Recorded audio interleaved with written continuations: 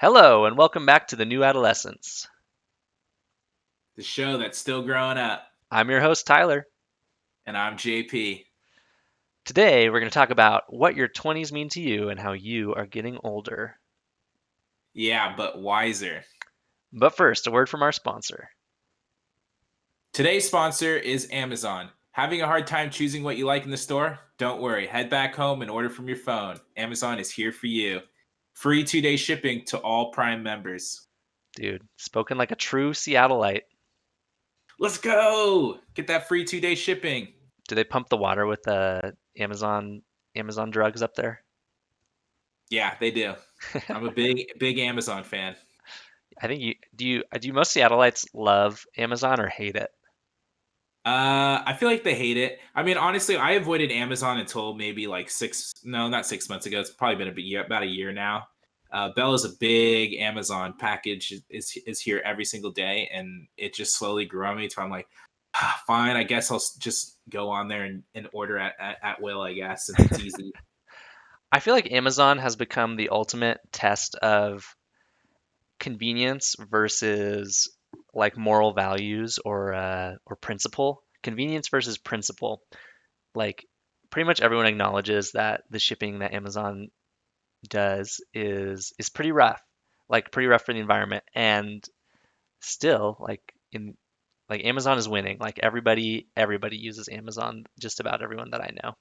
Convenience is king. It took a long time to get me, almost 26 years, but I mean now, I mean if I really need something, which I don't usually buy a lot for myself honestly, but if it comes down to me needing something, like I usually look at Amazon and just have it delivered.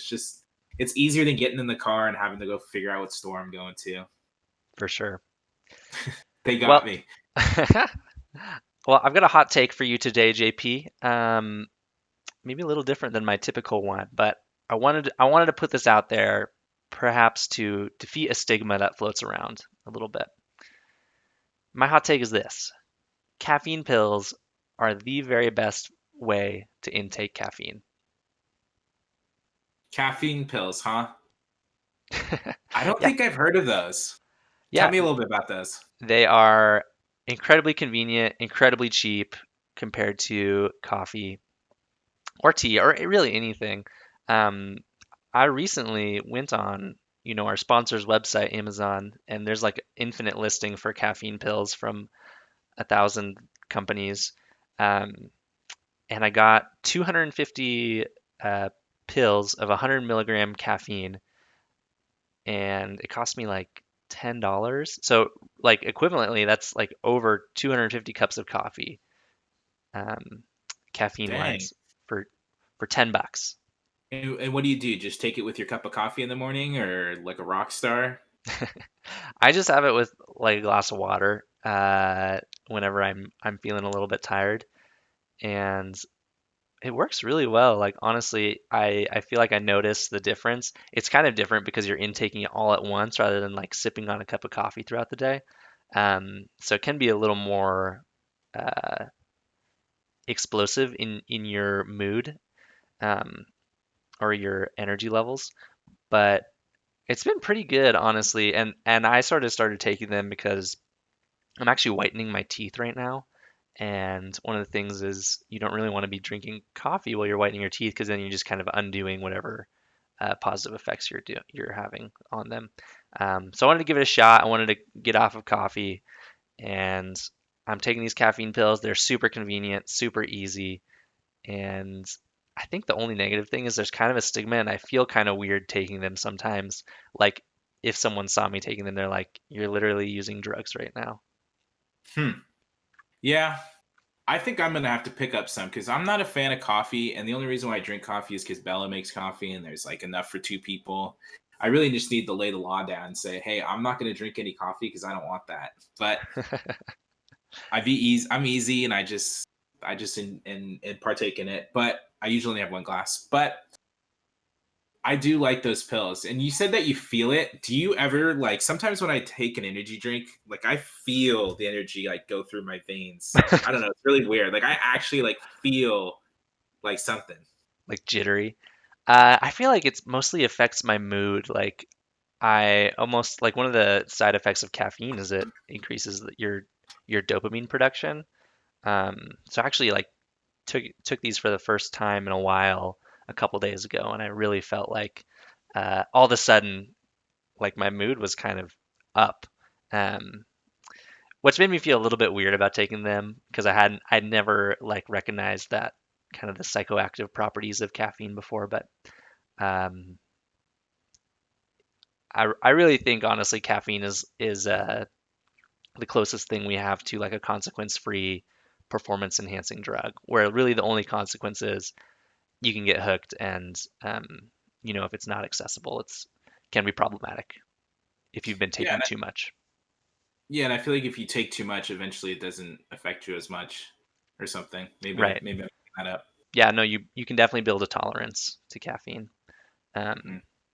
But one thing I do like about these caffeine pills is you really can moderate the amount that you're having, right? Like I have 100 milligrams, and I know how much I'm drinking or how much I'm consuming, whereas a coffee can kind of vary within a range.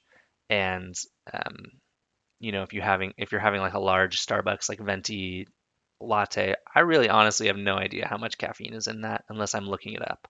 Whereas this, I'm very much aware of the amount I'm consuming.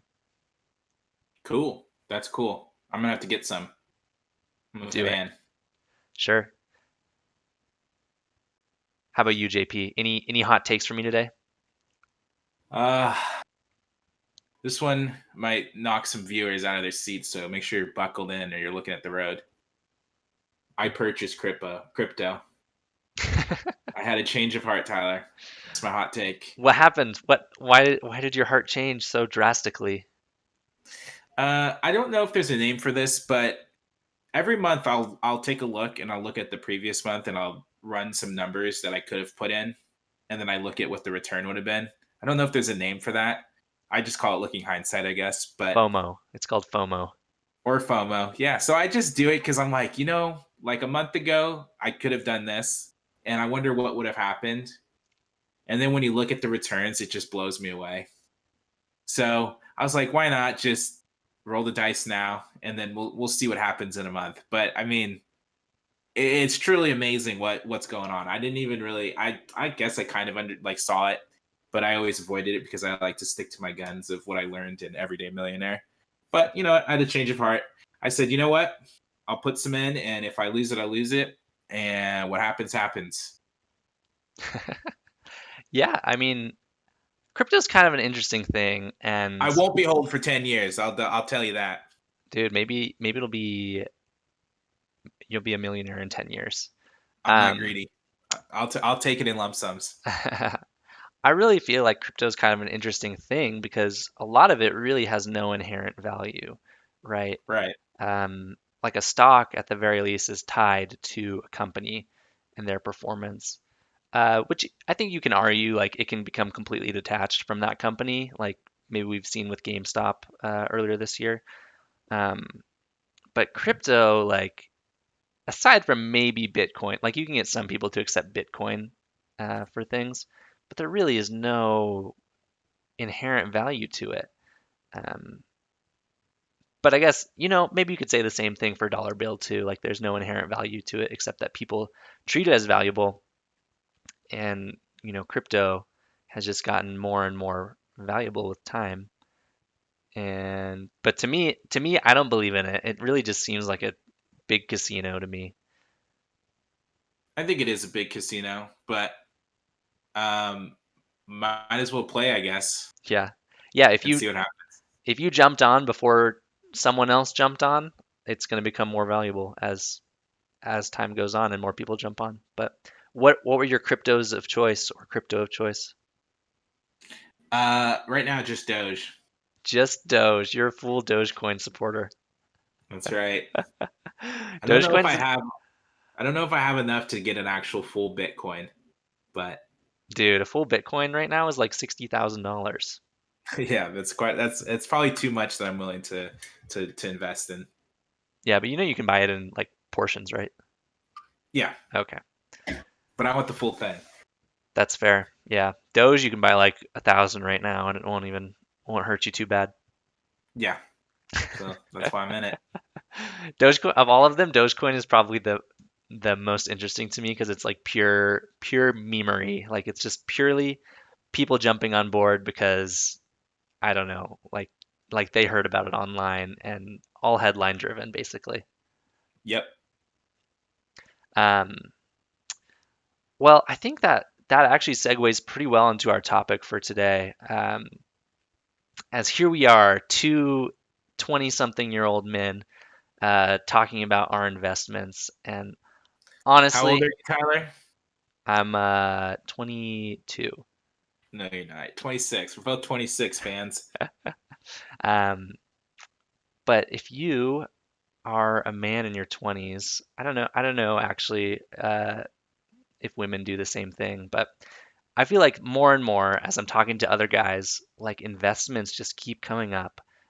Financial decisions, how much you make, like it just always comes up in conversation. Like I can't help but think back to the conversation we had on our last episode of just talking about how there's this trend of increasing importance in how much you make. Like every generation um, has considered it more important than the last what their salary is becoming for the last four generations in United States culture.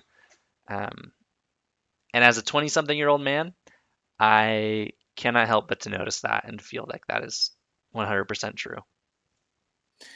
Yeah, I'm right there with you. I definitely think it is on the front of people's minds. I think it's definitely something I hear when talking to other guys, primarily.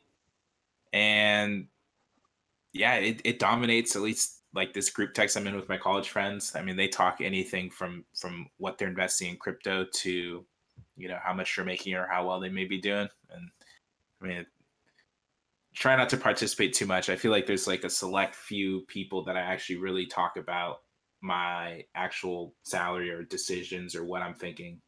Just because I do think it's good to network and learn from others. And if someone's doing better, I like learning from that. Right.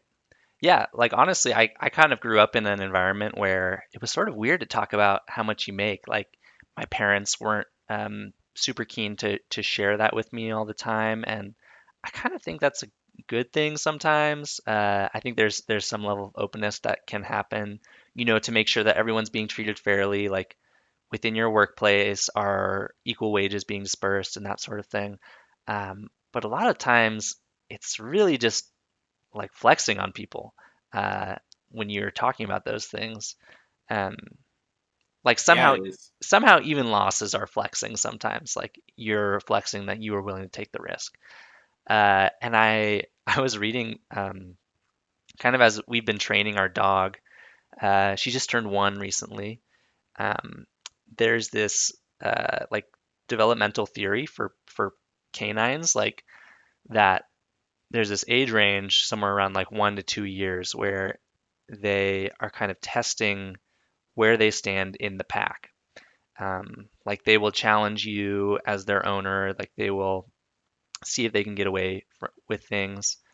Uh, but they're always just testing to see like where they stand in the pack. Like, are they the alpha? Are they, or are they like a beta underneath you? And hopefully, as the owner, you want to assert yourself that you're their owner, like you're the master, and they never feel like they run the household. But I kind of feel like your 20s is just this whole test of showing where you stand in the pack. Oh yeah. And I think I definitely call that like the flexing. I call it puffing. Yeah, Like it's I see it in the workplace. I see it with like my guy friends. It's such a weird competitive atmosphere that I mean at the end of the day for me I've always just thought, like how I've established my value, my worth is just like what I do for myself or what the work that I know I put in, kind of put my head down and if I want to do something then I've got to take the steps to do it. hmm Um but I definitely do see that flexing and puffing around so much. And You know what yeah, that I makes me mean, think of? yeah. Like if you remember back when you were in college, I don't know if everyone had this experience, but I had this so many times where someone would walk into the room and say, Oh man, I only got 2 hours of sleep last night. Every single time that somebody said that, someone else in the room, like within like 4 or 5 people that could hear this person talking, would always say, "Oh, I pulled an all-nighter last night." And like that was like this weird form of like I worked the hardest and just like flexing on people, which like it's not really a point worth bragging about that you got the least amount of sleep. Um, but there's sort of this romantic thing about saying that you worked the hardest for something. And I think like there's a million different ways that people are kind of trying to assert where they stand in in the pack in their 20s. Like I think people use their salaries, whatever position they have in their career. Like if you work for a cool company, that's more valuable to your standing than working for a company that nobody's heard of. I think telling stories about like cool experiences that you've had, people are always doing that in order to kind of show that they are the dominant personality or that they are someone who is valuable or more valuable than others. And then, of course, like social media is like 100% built on this idea of who are the top dogs, right? Your influencers are the alphas in the social media, and everyone else just falls under that. And there's other things like I think sexual conquest is something like who can sleep with the most beautiful woman, um, or like proving that you worked the hardest to get to where you are. Like these are all different ways that people show that they are valuable. And I think it comes out more than any other time in your life in your 20s. And I want to ask the question, is that what being 20 is about? Like, is that what it should mean to us? That's a loaded question. I I don't even know if I can even try and answer that. I think in the 20s it's just a time of finding yourself, and I do think, I mean, it's hard not to be selfish or hard not want to be the best. It's hard to not be competitive, and so I think a lot of that is overshadowed of wanting to show that you're the best, or this is what I'm doing, or I'm working the hardest. Uh, I definitely think 20s it's a time to learn from your mistakes. It's okay to make mistakes because we're still in early enough. I feel like in our careers where, I mean, we are still finding ourselves. We're finding out what we want to do, who our friends are, relationships, what we're gonna do, and I think it's okay to know you're gonna make mistakes, but learn from them. So if I had to try and answer that question, that would be my answer. Nice.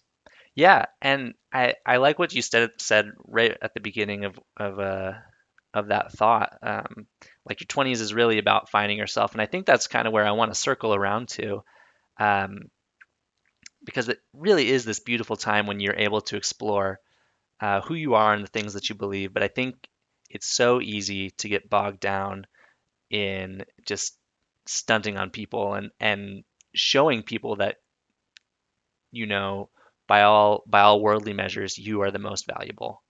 Uh, and I think Yeah, it's really easy to fall into that trap right now. yeah.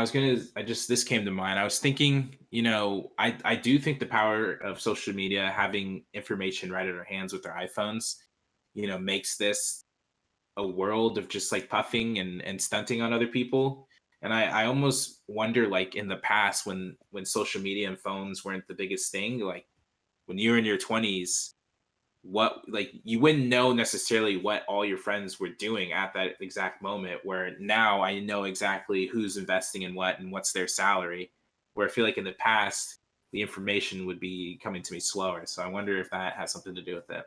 Right. Like this whole generational trend of your salary becoming more and more important. I think there's a strong case for it really being due to how visible other people's successes are, right? Like we become Yes. dissatisfied when we see other people doing better than us, and like we know, like the people that we look up to as influencers, like those are a lot of the times the people with the highest salaries, um, and it's a very visible thing. Whereas like 50 years ago, if you were from rural Idaho, like it was totally a valid desire for you to just want to go to college even out of your rural town. Um, and so it's all become like this relative thing where the new bar has been set because we can now see, who's holding the bar. Um, the new bar has been set like so much higher, and everyone is like dissatisfied unless they're hitting that new Yep. metric. Yep. So stick true to yourself, and that's what I found. Just believe in yourself, work hard, and I mean, make your success or I'm going to make my success what I think my success should be, And convert to crypto, right? and convert to crypto. Yeah, man. Yeah, I think really a lot of it does have to do with exploring this concept of what success is, right? Like I think for the most part, a lot of us feel that success is what everyone perceives as success, which is, you get a wealthy job, you work for the company you want to work for, you find value in your life, and it all kind of looks the same a lot of the time in the mainstream culture. Uh, but I would challenge that to say that there are a lot of different ways that you can be successful personally that don't really align with what the mainstream culture preaches. You know what I mean? Yeah, yeah. I'm wondering, is there any like unhealthy thought processes or healthy thought processes that you can think of, Tyler?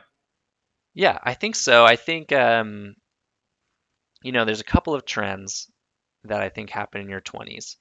One of them, I think, really specifically for most people, is that your 20s are kind of viewed as this time where your dreams go to die.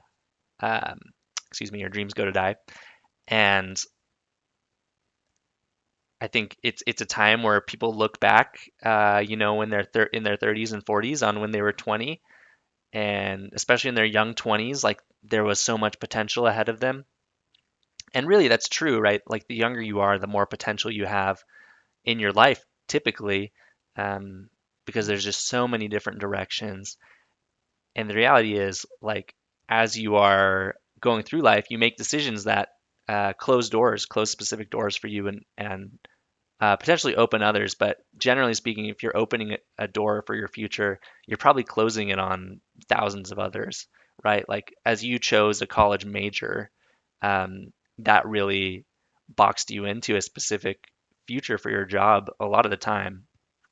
Or like as you uh, as you chose a career path, your first job, as you accepted your first job, um, like that boxed you in even further to a more specific life. Uh, And so it's hard, I think, to look back on your 20s and not feel like, oh, you were so free. But since then, right, all these doors have closed, right? So that's why I'm saying, like, a lot of people look on their 20s and say that it's this time where all of their dreams kind of died as they got older.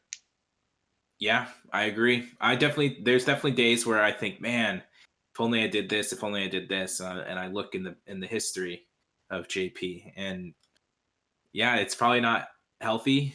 And I know probably a healthy outlook is choosing what's right for you and just believing in yourself, and knowing that like what you choose is what you want to do and what you believe in. And I mean, I hear it from my friends a few times. The world is kind of raining on them and they can't get up because it's this fault or this person's fault, or it's just the world's against me. And I think that's a bad mindset to have.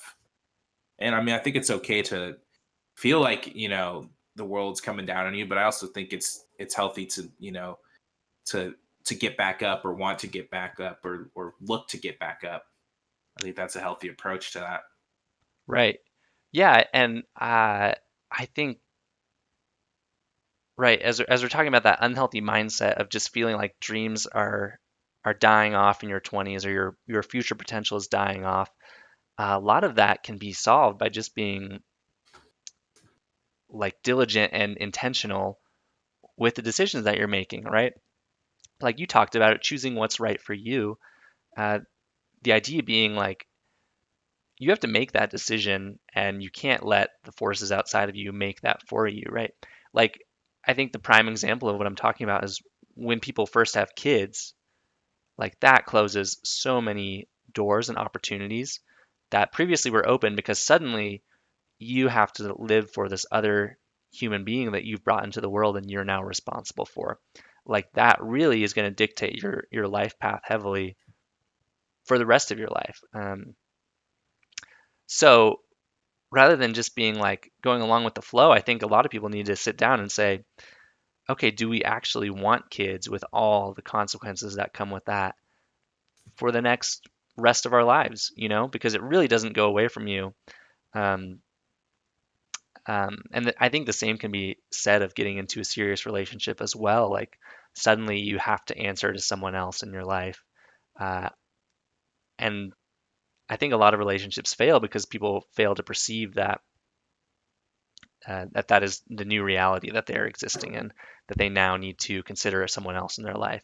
So I guess what I'm saying is, if you can, consider everything before you do it, and make sure that is what you actually want for your life. I'm having kids, but um, no, I think that's healthy to sit there and think, I'm bringing this kid into the world. How does this affect what I'm doing? How does this change how I want to teach this kid or this human how to grow? And I also think a big thing is people don't sit and reflect on their lives. Maybe they do. I don't think they do, but they don't sit there and think, what is my game plan here? Even for Bella, I always throw her under the bus here, but even for Bella, like it's so hard for her to answer, what is my passion or what do I want to do in life? And I found for myself when someone asks me that, JP, why are you on this earth, or what drives you, or what motivates you every single day? Like I've always had an answer. It's always been to help foster kids who were once in my position reach success through education. Like that's been the biggest thing for me, just because I know how hard it is to be a foster kid here in America, probably anywhere, and reach higher education. And that's what motivates me. And I know I probably stray from it, but that's definitely, if I have to like censor myself, that's what I come back to. But I feel like a lot of people can't answer that, or they haven't even thought about that. And I think we talked about in the very beginning where it was, we're making a memory challenge, and how we're kind of like in COVID right now, and we don't have those big milestones that we're looking forward to anymore. And so to circle all this together is just like wanting to live like your life like every day, like just don't take it for granted, and try not to just live for, okay, in 6 months I'm going on this trip, after that I have this baby shower, after that I'm getting married. But really like enjoying the time, because I definitely, when I walk my dog, these are the thoughts that go through my head. I sit there and think, wow, did I even enjoy today, or what am I enjoying in my life, or am I just waiting to go on my honeymoon in Hawaii, and I don't care about anything else that happens in between now in Hawaii. And then once you get to Hawaii, you don't even care about it. You just look for the next thing. So I try and like center myself, and I think that's a big thing in the 20s too that I've learned. Yeah, it's like Whew, that was a lot. that was good. You did it. I feel like you pulled a Tyler and just went on. Um, but I it's know the great. producers motioned me like, dude, you gotta cut it here. You gotta cut it. Quit talking. No, I loved it. Yeah, no, and I think what you're getting at, right, is this idea that really every day deserves to be lived intentionally. Um, and for most of us, like we got thrown in kindergarten when we were 5 and have just been on this pipeline until now where we don't really have to have time, or we haven't really taken the time to just reevaluate our lives, right? Like pretty much everyone goes into college, and that's probably your time where you're just the most intentional about thinking about who you are and the things that you believe in. Um, and then that just sort of fades as the world, you kind of get on um, this treadmill of uh, of your life path, right, where you don't really have the opportunity to change or reevaluate or think about the things that you're doing. Um, you kind of just end up wherever you end up, right? Whereas I think a really healthy outlook is to say, okay, I actually really want to choose this path, and intentionally live every day with that in mind, right? You're part you're part future focused, but generally speaking, every day has to have that same amount of focus to get to your goal, right? Amen. Yes, 100%. And I Like think, just live with intentionality and really like enjoy every single day. Don't like for me, my biggest like thing that I think about that like makes me sad is that I can't go back in history. Like I can't go back and like tell younger JP it's gonna be okay, or hey JP, don't do that. And like if I just lived with like intentionality every single day and I said, you know what, today was great and I don't regret anything, like that's the ultimate goal. I would say that every single day before I go to sleep. yeah, yeah, like uh, I think most of the maybe not the painful things, but most of the monotonous or things that we regret in life are things that we didn't really choose for ourselves. They just we kind of just let them happen to us. And I think your 20s is an incredible time to actually think about where are you going to end up in 10 years or so.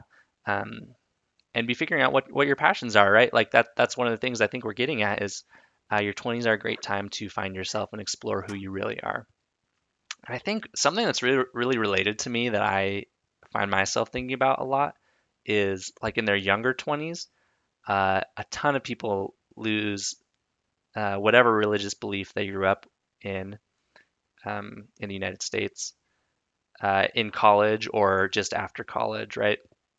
Like there, I've read some statistics that cite as much as like 70% of college students losing their faith as they go to college.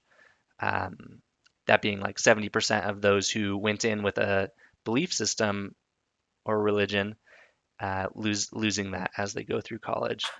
And I think, you know, it is a it is a very healthy thing to explore the belief systems of the world and try to understand what the truth is, right? Because the more that you are seeking for the truth, like it will come as you test and refine all of your beliefs. Like the truth will win out eventually.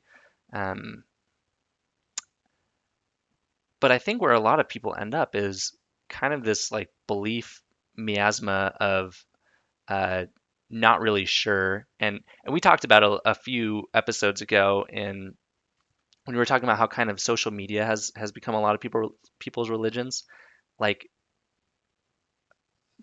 what used to be like rock solid belief systems have kind of been replaced with this confusion of people not really understanding what they believe in. Hmm. And I think like that can be fixed with what we've been talking about is this intentional time of considering what is truth and what they believe in, right? Like you can explore all the religions of the world, but you might find a lot of them wanting. Um, and I think that's okay as long as you understand what you believe in and you're able to refine yourself to that point. Uh, because if you don't, right, your belief system is going to dictate a huge amount of where your life goes and how your life looks. If you're totally undirected in your belief system, then your life is going to look a little bit directionless. Yeah, exactly. That's why I think like a lot of people don't take the time to think, what am I doing? Why am I here? Where am I going? I mean, you talked about social media and technology. It's just so prevalent in everyone's life in the world that, I mean, I don't want to say they're preying on people, but like it's like a way to like influence the world. I mean, just like I could say, I want to buy a silk pillow. And because I just said that, my phone probably picked it up and the Amazon out there probably picked it up. And now I'm going to see information on silk pillows. And it's kind of like you got to go through life and really understand and like walk around all these things that are saying, look at me, look at me, look at me, and really stay strong in your beliefs. And I think that could be a big reason why there's like such a huge drop off from religion after college. It's just one, the world is yelling at you with all the signs and all the information, and two, like your priorities change. You're just getting older. You're trying to figure out like what's important to you, what's not, and you kind of like religion kind of falls down the list unless you're intentional about it, bringing it back up. Absolutely. And to be honest, like every single advertisement that we encounter, every single piece of entertainment, like all of those things are literally um, created to fill holes in people's lives. Like they help you to realize that you're missing something, uh, and they become distractions for you, and suddenly they're the only thing that you can think of. Um, Yep. and like that advertisement is like trying to tell you that it's going to fill a hole in your life. Um, but I mean, one of the quotes that I've always loved, and I'll paraphrase here, but uh, David Foster Wallace, who was an author and um, philosopher, but he basically in one of his graduation speeches, he talked about there's really no way to exist in this world without worshiping something.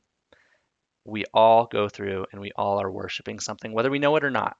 Um, and you could be worshiping a million different things, right? Like you could be worshiping how much money you make, or how much value you have, or how cool your job is.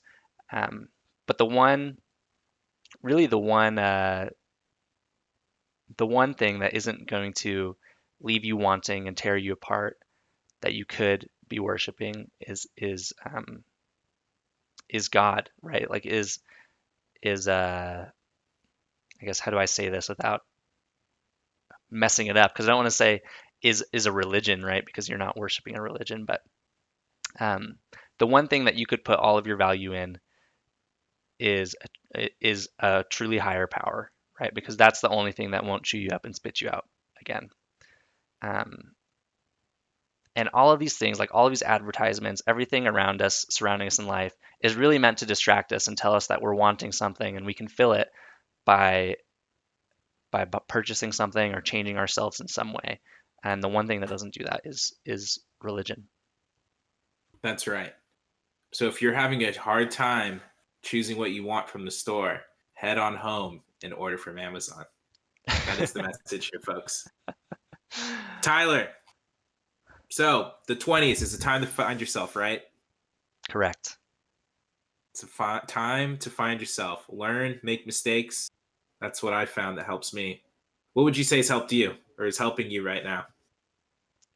Just going through my 20s, Yeah, I think a clear direction on who I want to be. I think it's really easy to get bogged down, right? I feel really busy at work right now. It's really easy for me to just kind of go through the motions every day and let that kind of roll me up uh, into what it would make me, which it really is just jaded and burnt out. Um, but I think if I can approach every day with being the man that I hope that I can be, and I believe I can be, then that helps me really be the best version of myself. oh yeah. And so we hope you guys, you know, find what works for you in your 20s, your 30s, your 40s, your 50s, or your 60s and 70s. And I don't know who our oldest viewer is, but if you're in your 80s, your 80s too. Just, you know, I think a good thing is just spend 5 minutes and just reflect. I think that's always helpful. Meditate, go for a walk. All those things are helpful. The world's loud and it's moving fast, but it's okay to stop and slow down for a second. Yeah, yeah, and I fully would echo that. Like it is uh, actually an incredible experience, an incredibly life-changing thing to just take some time and reflect on your day and who you want to be. That's right. Well, Tyler, let's put a bow on it. Send them on to the next week because we got some good stuff coming. We got season 3, episode 4. What are we looking forward to on the next episode here, Tyler? Let's take a look. Don't ask me, I don't have the list open. I've got it open. I've always got it open. I think we're going to talk body language and communication styles of our generation, unless that gets vetoed in the board meeting this week. No, I love that. So, I hope emojis make their presence on the episode. oh yeah, big emoji fan. Well, Tyler, thank you. It's always great talking to you. The new adolescence is here. We're alive and we're still growing up. Thanks everybody. I've been JP. And I've been Tyler. Peace out.